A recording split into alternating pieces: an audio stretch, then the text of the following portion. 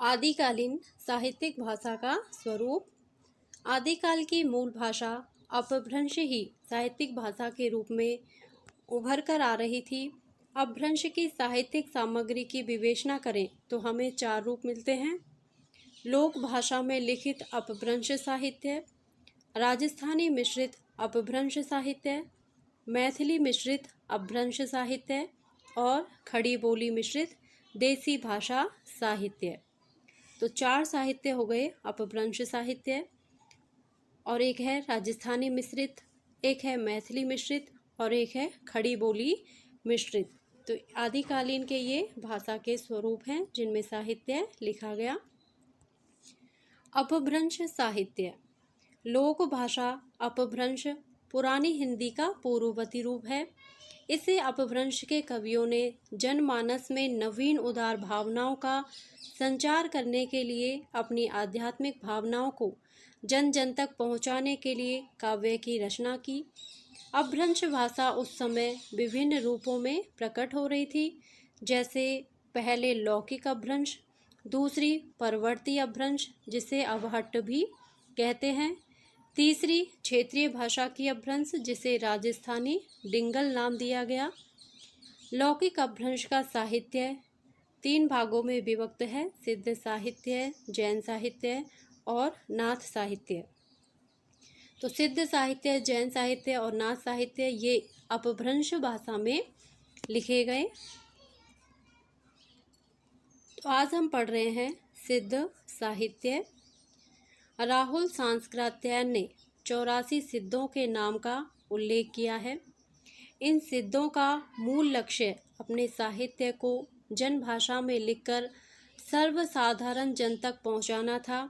इनके साहित्य में बौद्ध धर्म के बज्रियान तत्व का बाहुल्य था। सिद्ध साहित्य के प्रमुख कवि निम्नलिखित हैं। तो यहाँ पे राहुल सांस्कृत्य ने कितने सिद्धों के नाम बताए हैं? 84 सिद्धों के उन्होंने नामों का उल्लेख किया है जिन्होंने सिद्ध साहित्य लिखे। उनमें प्रमुख हैं सरहप्पा, सरहपाद इस समय के सबसे प्रमुख सिद्ध माने जाते, जिनका समय 769 ईस्वी माना गया है। यानी सरहपाद का समय माना गया है 769 ईस्वी। इनके द्वारा 32 ग्रंथों की रचना की गई है। ये ब्राह्मण जाति के थे। इसके द्वारा रचित दोहा कोश और चर्यापद प्रसिद्ध रचनाएं हैं।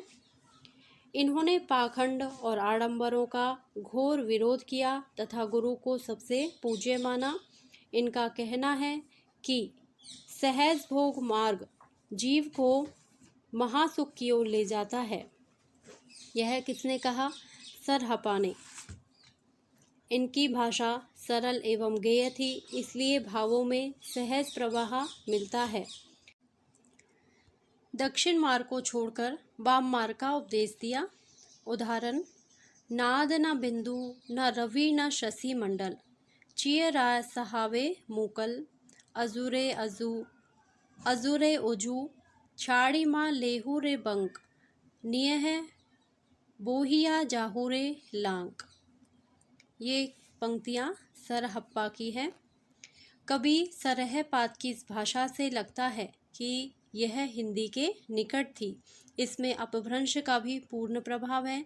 इनके काव्य में अंतः साधना पर जोर दिया गया। पंडितों को फटकार एवं शास्त्रीय मार्ग का खंडन किया गया। अगली पंक्तियां हैं वो सरहपाद की अपभ्रंश की पंक्तियां हैं।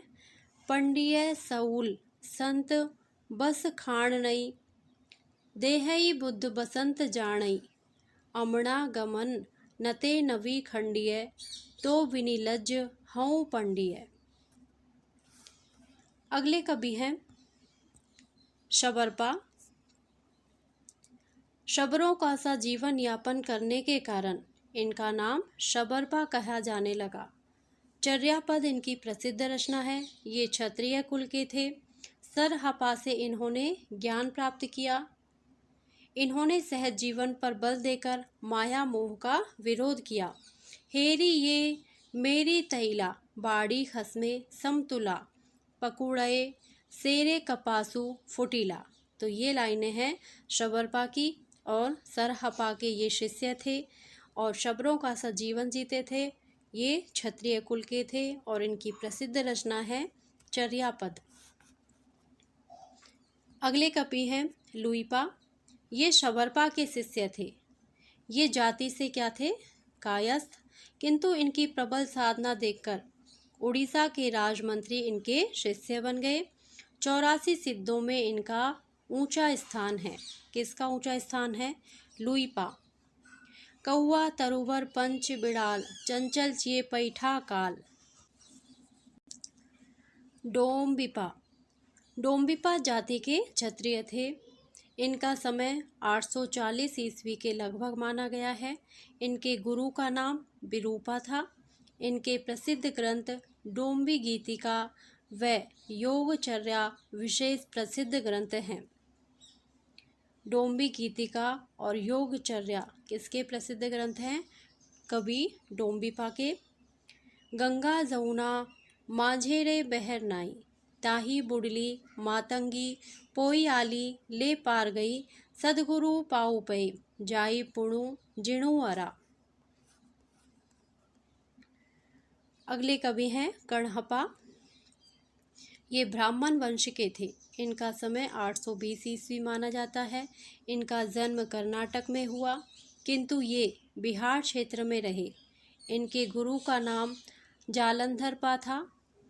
इन्होंने रहस्यपरक बातों को बड़े दार्शनिक ढंग से प्रस्तुत किया तथा शास्त्रीय परंपरा एवं रूढ़ियों का खंडन किया। आगम बे पुराने पंडित मान वहती, पक सिरीफल अलिय जिमे बाहे रति भ्रमयंती। ये इनकी प्रसिद्ध पंक्तियां हैं जो कि अपभ्रंश भाषा में है। कुक्कुरिपा। ये कपिल वस्तु के ब्राह्मण थे। चरपटिया इनके गुरु थे। उन्होंने 16 ग्रंथों की रचना की। ये सहज जीवन के समर्थक थे। इनकी जो प्रसिद्ध पंक्तियां हैं, हांद निवासी खमण भतारे, मोहोरे बिगोआ कहण न जाई, फेट लियू गो माए अंत उड़ी चाही, ज एथु बाहाम मो एथु नाही। सिद्ध साहित्य की विशेषताएं एवं परवर्ती काव्य पर इनका प्रभाव। सिद्धों की रचना से पता चलता है कि इनकी काव्य शैली संधा या उलटवासी शैली की थी, जिसका सामान्य अर्थ से उल्टा अर्थ लगता है।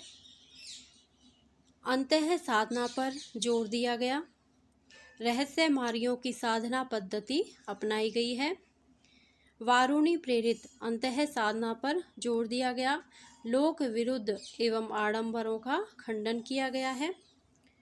उपदेश परक साहित्यिक रचनाएं थी। प्रतीक मूलक एवं विरोध मूलक प्रतीकों से काव्य साधना की।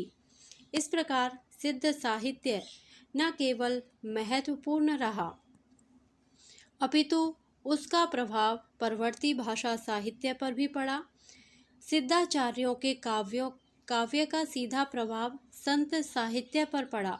कर्म कांडों की निंदा, आचरण की शुद्धता, संधा भाषा, उलट बासिया, रहस्यमयी उक्तियाँ, रूपक एवं प्रतीक विधान शब्दावली का प्रयोग हम भक्ति काल के संत कबीर के साहित्य में देखते हैं। दोहा और गीत शैली भक्ति काल की विशेषता बन गई। इसका प्रभाव नाथ साहित्य पर भी पड़ा, क्योंकि योग साधना सिद्धों की परंपरा लगती है। डॉक्टर हजारी प्रसाद द्विवेदी ने कहा है कि भक्तिवाद पर सिद्धों का प्रभाव है। इनके साहित्य की सबसे बड़ी महत्वपूर्ण देन यह है कि आदिकाल की प्रामाणिक सामग्री प्राप्त हुई है। यह कथन हजारी प्रसाद द्विवेदी का है, जो कि बहुत ही महत्वपूर्ण है। तो यह था सिद्ध साहित्य। धन्यवाद। यदि आपको यह वीडियो अच्छा लगा हो तो प्लीज़ मेरे वीडियो को लाइक करें, शेयर करें और मेरे चैनल को सब्सक्राइब करें। Thank you.